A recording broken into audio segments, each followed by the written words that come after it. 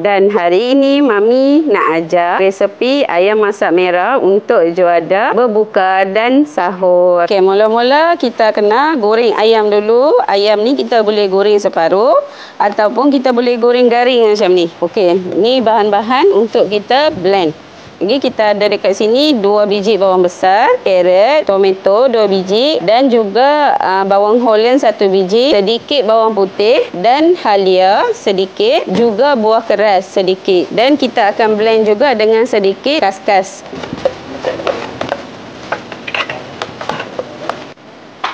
Panaskan minyak dalam 100 ml. Masukkan 4 sekawan dan juga 2 biji bawang yang telah dihiris. 2 serai daun pandan. Tak jadi.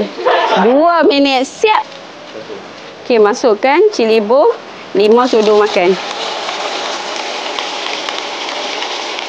Sekarang kita masukkan bahan yang telah kita blend tadi. 2 sudu makan serbuk cili. 1 sudu makan serbuk jintan manis. 1 sudu makan serbuk jintan putih.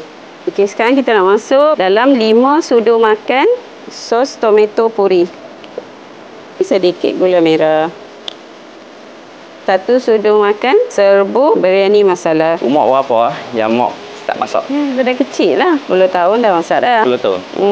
Kadang-kadang balik sekolah, mak bapak kan kerja. Masaklah apa-apa, goreng ikan ke apa ke. Tengoklah ada apa-apa, masaklah sayur ke. Mak. Okay, sekarang kita masukkan ayam. Masukkan sedikit garam. Okey, akhir masuk sedikit santan. Ayam kita dah masak. Okey, minyak dia pun dah naik atas sikit. Sekarang kita nak masuk kacang hijau. Kalau tak ada kacang hijau ni, tak payah letak pun tak apa. Okey, nak letak pun tak apa, tak payah letak pun tak apa. Inilah hasil dia, ayam masak merah untuk hari ini dalam segmen 1 resepi 1 cerita.